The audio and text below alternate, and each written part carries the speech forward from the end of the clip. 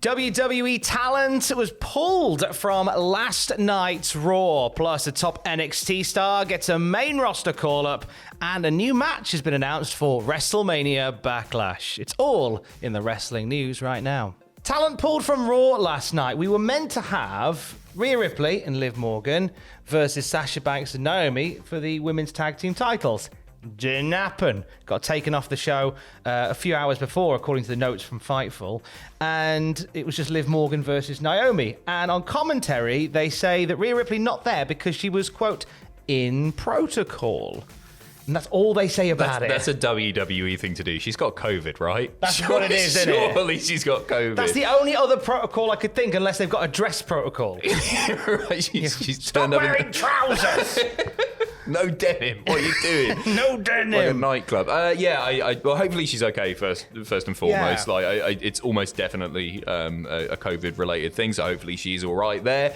It's a bit of a shame because they sort of teased the dissension between those two, and it looked like it was all going to break down on last night's Raw, and obviously we're going to have to wait a little bit longer for that now. How do you feel about those two breaking up? I'm actually gutted because they were merging quite well as a team. I quite like the little nuance that Liv and Rhea were putting into it. They were certainly going to build to something a bit sub-dom, which I quite liked. Like, it's a bit different. I'm sure you do. I'd say, look, it's different. It's not in that way. I mean, it's like a nice... I like it in that way, personally, given the talent involved. Fair.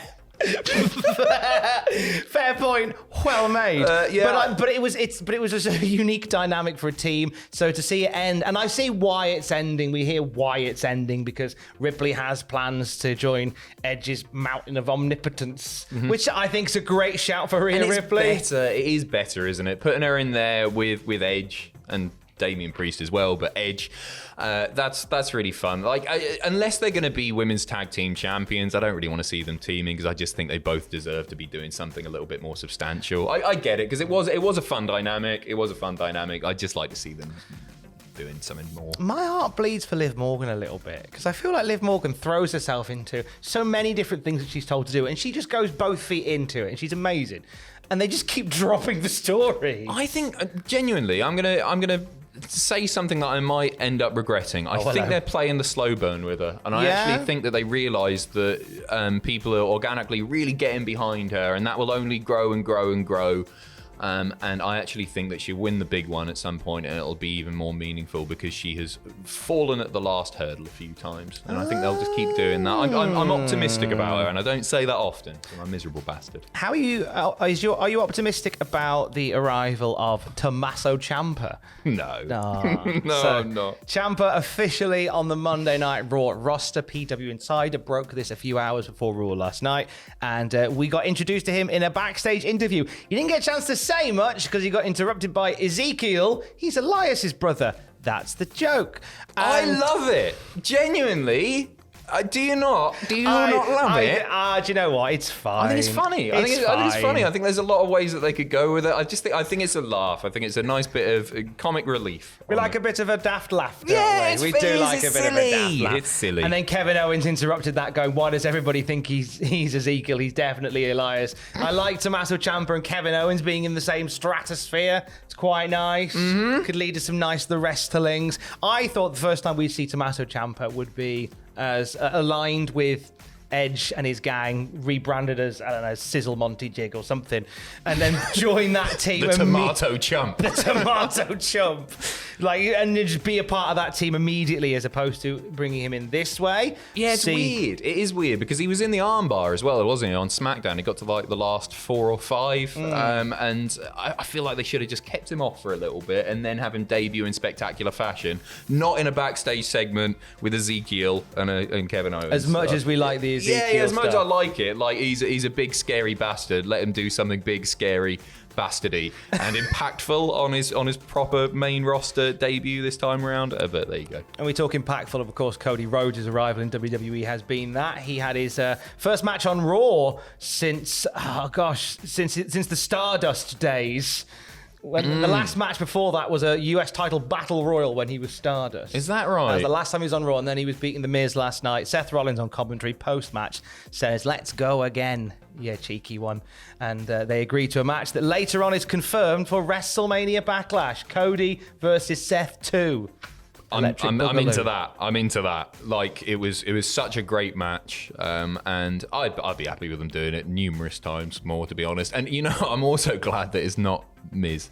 Nothing against the Miz. Love the Miz. But as a first little proper feud in WWE coming back, I don't think the Miz would have been the right shout there. Miz has done a couple of interviews recently where he's kind of he's at peace with the role he's got in WWE as somebody who's there as like a bridge between sort of the celebrity world, and he's there to make others look strong. Good, and he's great at that. He's He's really great at that. But I don't think that's what Cody needs. I think that would cool Cody off just a little bit, and that's not what he needs at this point. I'm just thinking of Cool Cody, just being Cody's alter ego who walks around wearing sunglasses.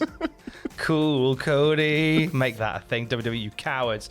On the subject of Cody stepping away from AEW, Chris Jericho spoke about this on Busted Open Radio, saying, "I was honestly disappointed that he left, but I get it. I've done it many times myself. You know this. We've discussed the reinvention of Jericho many times. I left WWE in 2017 for basically the same reason why Cody left AEW. From what I'm understanding, he just didn't think he was getting, I don't know if it's the spotlight or the respect or whatever the word being.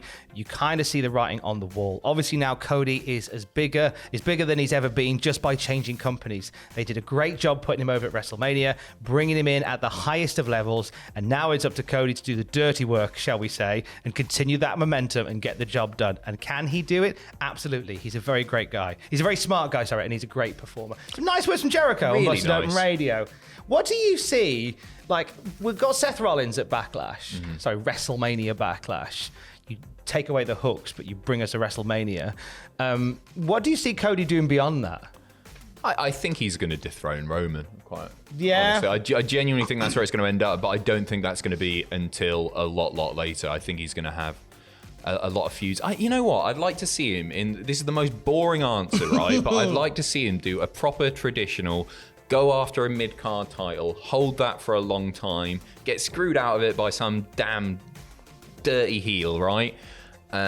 Which will hopefully boost them up the rankings a little bit, and then he sets his sights on the world title, and he does that. But that's over the course of a year and a half. I want to see Rock and Roman do their thing at Mania, Roman retain, and then Cody be the one to dethrone him, and that really solidifies him as a proper main eventer. And I think he deserves it, honestly, especially after that promo on Raw last week. It's like the story's there. What about you? I think definitely have a chat backstage and be interrupted by Ezekiel, who's like, "Did you get it? I'm Elias's brother." That's the joke. That's what it's they do. Funny. Why are you so miserable about it? This is whoa, Mr. Positivity here. I'm right. I'm being silly, Billy. Yeah, well, you should be silly because it's silly and it's fun, and we like fun. It's fun. It's we fun. like fun. To quote Andrew W. I'm just going to address something that he said there, which I don't necessarily agree with.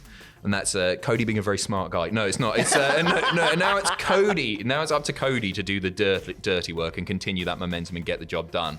I would argue that is more on WWE. Like I would say that they need to do Cody right. Cody's got all the tools in his arsenal to get there. In my opinion, you might disagree, but I think this is on WWE's shoulders, isn't it? This is for them to do. One to watch. More news throughout the day at Cultaholic.com, and lots of merch available at Cultaholicshop.com. Not that, though. That's not. Please. Triple H's own that. Hey, spatting $4,000. You want it. Starting bid at $4,000. Stay safe.